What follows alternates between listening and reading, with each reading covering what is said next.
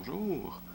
Aujourd'hui dans cette vidéo, je vous fais une vidéo un peu spéciale puisque j'ai remarqué que sur YouTube, donc en fait je vais vous faire une petite introduction avant d'aller là. Donc ces derniers temps, je me suis beaucoup amusé avec MS-DOS et je me suis rendu compte que sur YouTube en fait, c'est pas très fourni en matière de vrai MS-DOS. On a une tonne de vidéos sur des émulateurs qui montrent pas grand-chose. La plupart des gens dans ces vidéos-là ne parlent même pas. Donc c'est vraiment très ennuyant. Donc je me suis dit que j'allais faire une version de 1 française. Même je crois qu'en anglais, je suis pas sûr, mais j'ai pas vraiment vu de résultat sur une version aussi interactive de comment installer MS-DOS. Donc, en plus, ça va être en français, donc il y en a pas, déjà qu'il n'y en a pas beaucoup en anglais, en français, il y en aura vraiment pas beaucoup déjà là.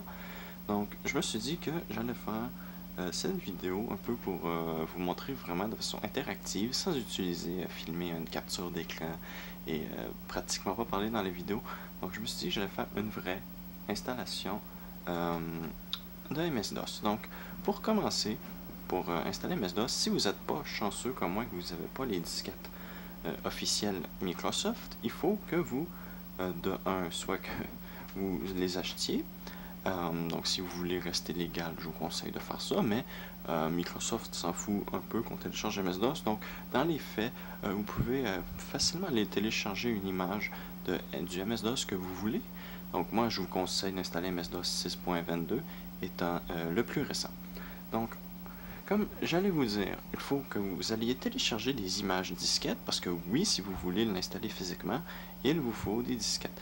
Donc, vous pouvez acheter un petit émulateur de disquettes USB. Donc, vous mettez vos images, techniquement, c'est pas vraiment des images, vous mettez le contenu d'une disquette dans un dossier, et vous pouvez sélectionner le dossier à partir de l'émulateur, et comme ça, vous pouvez l'installer à partir d'une clé USB. Mais, ces objets-là coûtent bien entendu de l'argent, il faut que vous l'achetiez sur Internet et tout.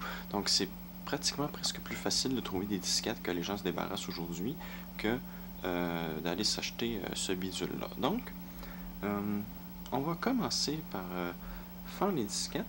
Donc, je vais vous mettre le lien dans la description de où vous pouvez aller télécharger une image des 4 disquettes d'MS-DOS.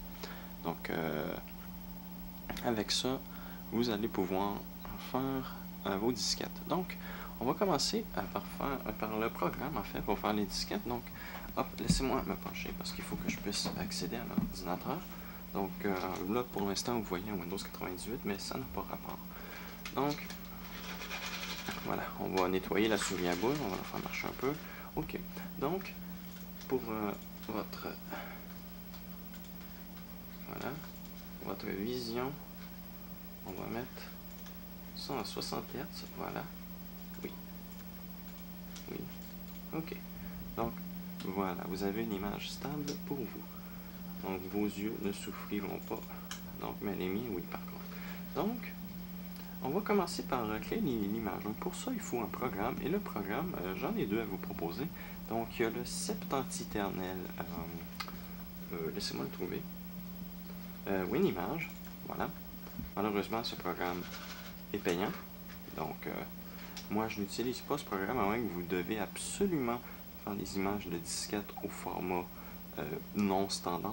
Donc, là, par exemple, vous devez utiliser WinImage, parce que le programme que je vais utiliser, lui, ne l'utilise pas. Donc, moi, je vais vous proposer le programme FloppyImage. Il va y avoir le lien dans la description de la vidéo, encore une fois. Donc, avec FloppyImage, voilà, vous allez dans la catégorie Write Floppy, et vous cliquez sur le Browse associé à cette section.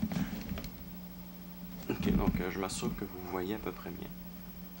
Donc Browse, et vous allez à l'endroit où vous avez vos disquettes. Donc, vos disquettes, moi par exemple, c'est le lecteur. Je sais pas du tout. On va les explorer un à un. C'est pas lui. Pas lui. Pas lui. Ah, deux. Ok, oui. Bon, il faudrait que je branche la clé USB pour commencer. Voilà. Bon. Donc, browse. Disque mobile I, ça doit bien être lui. Voilà. Donc, on va aller dans image disquette. Donc, pour rappel, quand vous êtes perdu, vous appuyez sur Browse dans la section Write Floppy. Et vous allez choisir vos images disquettes. Donc, moi, c'est dans Nouveau dossier, voilà. Ensuite, vous faites Type, vous faites All File, parce que par défaut, il ne choisit pas ceux-là. Donc, là, ici, je vais vous dire un petit truc. Les disques sont de base IMA, donc c'est fait pour WinImage, mais sachez que l'extension n'est qu'une extension. Ça ne change absolument rien au fait, parce que ce sont des données pures, si je pourrais dire. Donc, c'est une copie bit par bit du lecteur, de la disquette. Donc, vous changez un point .ima ou point .img, qui est le qui est le format supporté par Floppy Image, ça change absolument rien, ça reste les mêmes données. Donc, si vous avez des points IMA, vous pouvez les changer en point .img pour que Floppy Image puisse les supporter. Mais, je ne sais pas là s'il va me bloquer. Donc, c'est ça, il ne le supporte pas. Donc, on va aller dans le poste de travail, on va aller dans le I, image disquette, nouveau dossier. Donc, on va faire renommer. On va changer le A par un G. Donc, G. Voilà. Donc, je vais faire ça pour chacun des fichiers, puis je reviens. Une fois que ça c'est fait, vous faites comme j'ai dit, vous allez le chercher en endroit sélectionné. Vous prenez une disquette, bien entendu, donc, et vous la mettez dans votre lecteur. Voilà. Et vous faites Start. Et le programme pardon, va se mettre à copier toutes vos données sur la disquette. Donc, le mien semble avoir des problèmes. Oui, non, peut-être.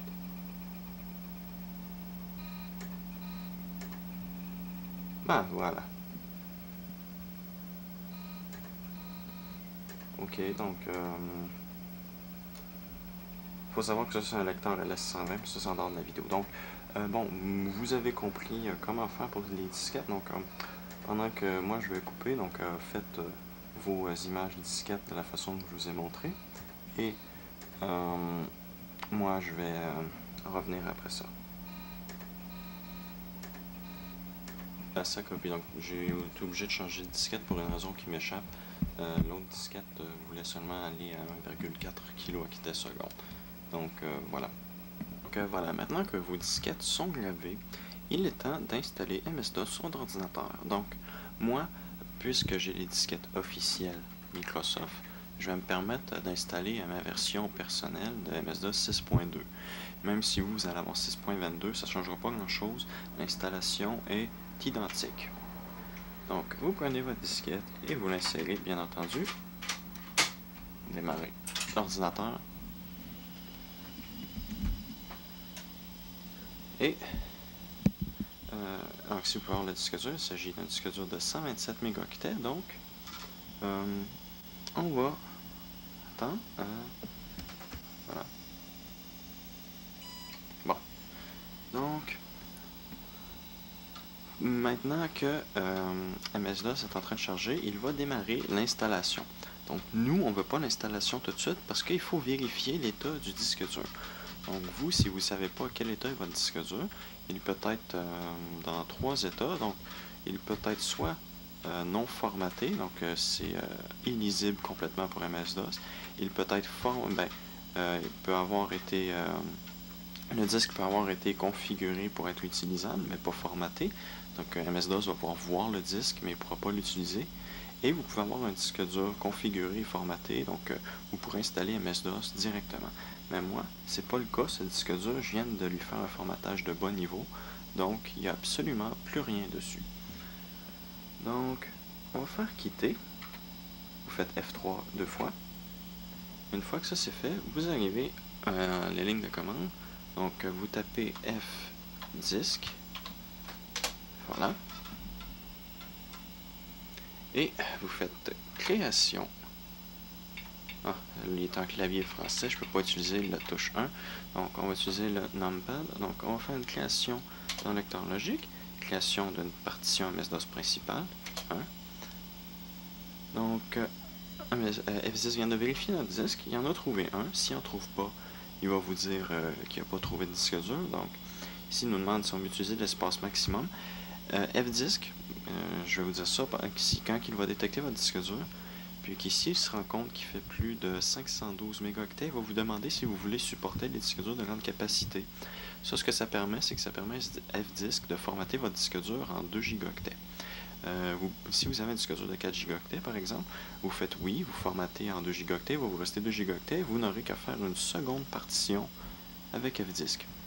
Donc là, ici, on nous demande si on veut utiliser l'espace et activer la partition. Donc on fait oui. Le système va redémarrer. Donc on appuie sur une touche pour continuer. Je vais laisser ça se faire et je reprends l'enregistrement. Voilà, une fois que ça c'est fait, je viens de passer le premier écran, mais je me suis rendu compte que je n'avais pas appuyé sur le bouton enregistrer. Donc vous avez le premier écran, vous faites simplement entrer et vous arrivez à cette fenêtre-là.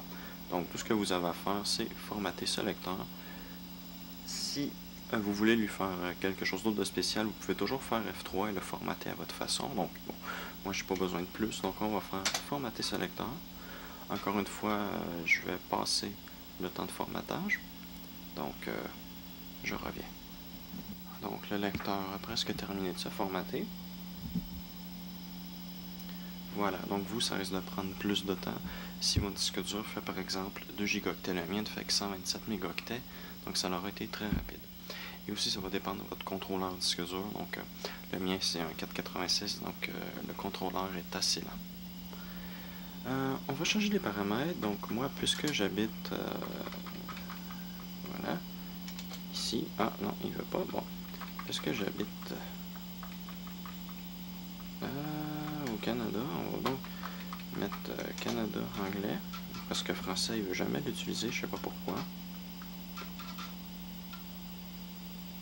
Voilà. Clavier canadien-français. Une des pages code. C'est pas genre. Non, je veux pas français, je veux canadien-français. Un vrai clavier, s'il vous plaît. Oh, je déteste. Bon, donc, ok, d'abord. Faire. T'es sûr que tu veux vraiment pas? Ok, canadien multilingue d'abord. Voilà. Et, je crois que ça va être à peu près correct. Donc, les paramètres sont corrects. Vous choisissez votre répertoire MS-DOS. Et l'installation va se faire. Donc, les 3 disques MS-DOS va vous demander de les changer. Donc, rendu à peu près 25%, je crois. L'ordinateur va faire un bip. Ça va vous dire de changer la disquette. Donc, vous l'enlevez, vous mettez l'autre. Et vous faites la même chose quand il va biper de nouveau. Je reprendrai l'enregistrement après ça.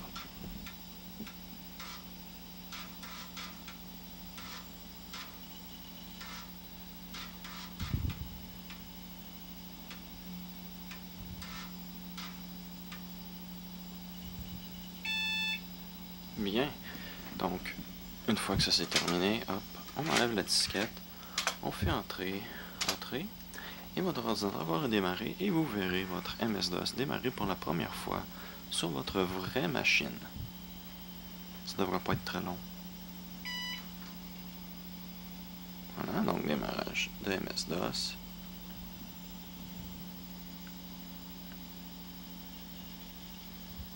Donc voilà. Donc ça c'était pour l'installation. Donc on va maintenant passer à la configuration de MS-DOS pour que vous puissiez l'utiliser relativement convenablement. J'ai 2 de mes pilotes qu'on va installer. Donc on va commencer par celui de la souris. Donc c'est quand même relativement important. Quoique sous DOS, c'est pas une nécessité. Donc on va insérer la disquette et créer le répertoire. Donc à savoir que j'utilise le pilote A-Mouse qui prend beaucoup moins de place que celui que fournissait généralement Microsoft. Donc sur, sur le disque dur, on va créer le répertoire souris. Voilà. Ensuite CD souris RIS. Oups, souris, voilà. Ensuite, on va faire copie à le point barre oblique étoile point étoile et on copie les fichiers dans le répertoire souris. Pardon. Donc voilà, on a maintenant ici le emaus.com. Donc pour ça c'est fait. Ensuite, on va copier le pilote pour Universal Mitsumi. Donc moi il fonctionne sur mon lecteur CD-ROM. Vous, il se peut que vous deviez aller chercher un autre pilote. Mais moi j'utilise le pilote Mitsumi parce que de 1 il fonctionne. Et de 2 parce que le pilote Hawk CD-ROM, qui est généralement fourni avec Windows 98 je crois, et qui est souvent utilisé dans MS-DOS, prend beaucoup trop de mémoire. Donc on va en utiliser un qui est beaucoup mieux. Donc on va faire cd.md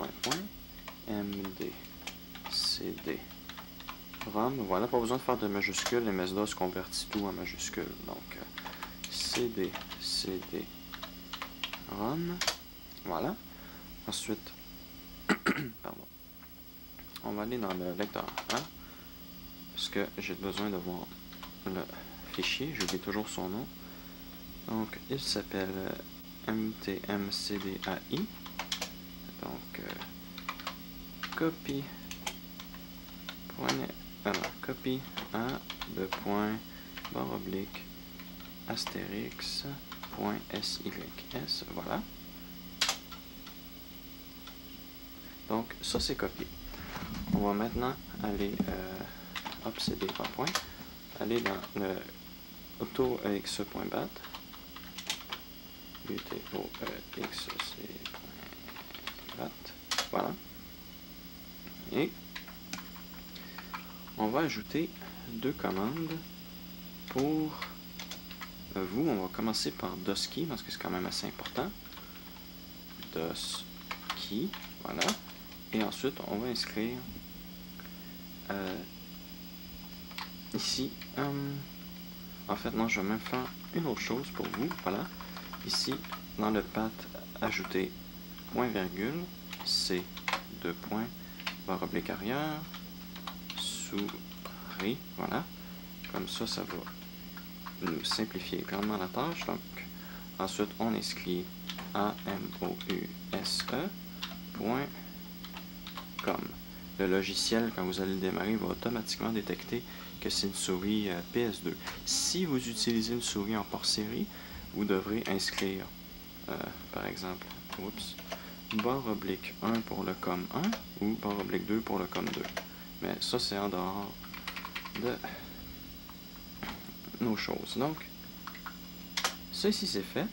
Donc, ensuite, je vais aller chercher un manuel, puis je vais vous montrer comment installer le CD-ROM sous MS-DOS. Chercher mes notes, donc parce que j'oublie toujours, même si je le fais souvent, j'oublie toujours comment écrire la commande. Donc là, vu qu'on est dans le utoexe.bat, on va maintenant insérer une nouvelle commande, donc qui est load I, le répertoire de mscdex, barre oblique le mscdex.exe, barre oblique d, le nom du fichier. Donc ici j'ai déjà inscrit la commande. Pour l'instant vous en faites pas de load I, je vais vous en parler plus tard. Donc pour le moment on va laisser ça là, mais faites comme si la commande n'était pas là. Bon, et puis en fait, je vais même l'enlever, voilà. Donc ça va vous mélanger moins. Donc, vous écrivez C, deux points, barre oblique arrière, le chemin de MSCDX, donc DOS, barre oblique arrière, MSCDX.exe, barre oblique avant, D, deux points, le nom que vous voulez donner au lecteur. Donc moi, je vais l'appeler IBM2X, puisque c'est un lecteur double vitesse, oui, un lecteur double vitesse. Donc, oh, le X, c'est pas en majuscule, voilà. Ensuite, vous faites enregistrer, ouvrir, voilà, vous ensuite ouvrez le programme config.sys et vous ajoutez la commande suivante. Donc, device égale répertoire du pilote. Ensuite, le nom du pilote.6 barre oblique D, deux points, nom du lecteur. Donc, on va l'appeler device égale répertoire. Donc, C, deux points, barre oblique arrière, CD, run, barre oblique arrière. Oh, j'ai oublié le nom, mais ça c'est pas grave. On va aller le chercher. Ouvrir. Voilà. Ensuite, on va aller dans un autre répertoire. CD-ROM. Hop. Voilà, donc c'est mtcdai.6. Ok. Donc, barre oblique avant, D, deux points. Oups, pardon. mtcdai.6, voilà. Oups, mtmcdai, pardon. Point 6, barre oblique D, le nom du lecteur qui est IBM2X. Voilà, donc enregistré. Je vais essayer de faire CTRL à supprimer avec ma caméra VHS en même temps. Donc, voilà, supprimer, voilà. Oh, est-ce que j'ai enregistré? Je sais pas. Donc, une fois que ça c'est fait, je vais vous montrer. L'ordi a terminé de démarrer. On va insérer un disque et on va faire dire. Ok, donc la lumière est allumée. Il a détecté le lecteur. Voilà. Ok, donc ça fonctionne. Voilà. Donc là, on a maintenant le lecteur CD-ROM. On va maintenant aller essayer la souris. Donc, Edit. J'ai ici une souris. Donc, et elle fonctionne. Voilà. On a déjà maintenant deux objets assez importants d'installer. Donc, moi, je vais aller préparer pour les autres choses et on reprend. Donc là, techniquement, il ne nous resterait qu'une chose à placer si vous en avez une, et c'est la carte son. Donc, pour ça, je vais pas vous montrer comment l'installer parce que théoriquement, si vous avez une carte son Sound Blaster ou Adlib, vous n'aurez pas de besoin de mettre de pilote, puisque les programmes vont communiquer directement avec la carte son sans aucun pilote. Si vous avez une autre carte, laissez-moi ôter ce lecteur de MO disque. Oups. Hop, voilà. Si vous avez une autre carte son, par exemple si on a un SSO du drive, il faudra que vous allez chercher soit un pilote, soit un exécutable sur Internet pour le faire fonctionner. Donc là, je fais vraiment un ordinateur MS-DOS basique. Donc là, je vous dis que si vous voulez, si vous avez une carte son Adlib ou Sound Blaster, vous n'aurez pas besoin de pilote. Vous n'aurez qu'à rajouter une ou deux lignes dans le autoexe.bat. Puis j'essaierai de mettre une copie de ces deux lignes dans la description pour que vous puissiez les rajouter dans votre autoexe.bat. Mais ces lignes-là ne sont pas absolument nécessaires. En fait, j'ai jamais eu besoin de ces lignes-là pour le moment. Donc, mais je vous conseille de les mettre puisque certains programmes vous obligent à les avoir pour fonctionner. Donc maintenant, ce dit, on va maintenant faire la suite. Donc, comme vous pouvez voir ici, j'ai fait un mème et il nous reste la modique somme de 522 kilooctets dans la mémoire, donc ce qui est très peu pour certaines applications.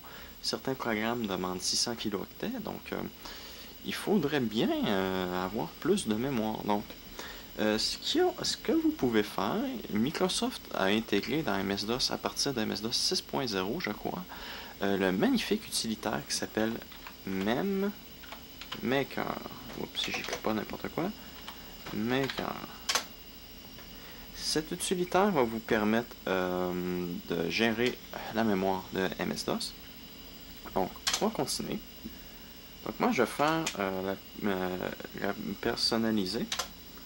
Donc, ici, si on a des mémoires qui utilisent de la mémoire panier, non.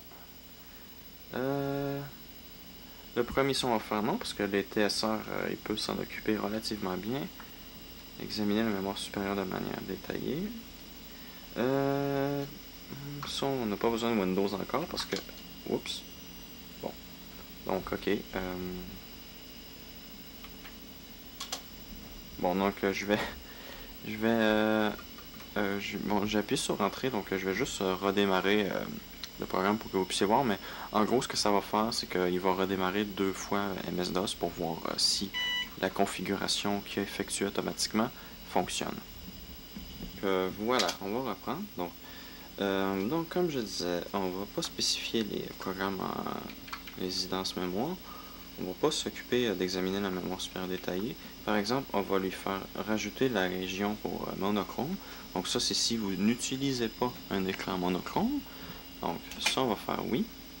Et on va faire entrer. Voilà. Donc même écran va vérifier. Voilà, il va redémarrer 2 fois. Donc là, encore une fois, je vais arrêter la caméra pour vous épargner le temps du démarrage.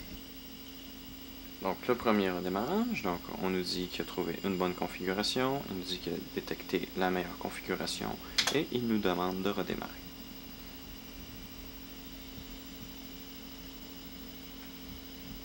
Et une fois ce fait, il va nous demander si notre ordinateur a bien redémarré et il nous affiche un résumé et il nous fait quitter. Donc je vais faire mais, comme vous pouvez voir, on a un magnifique 614 kHz de libre et on a 65 kHz de libre dans la mémoire supérieure, dont 32 kHz qui est le bloc le plus gros.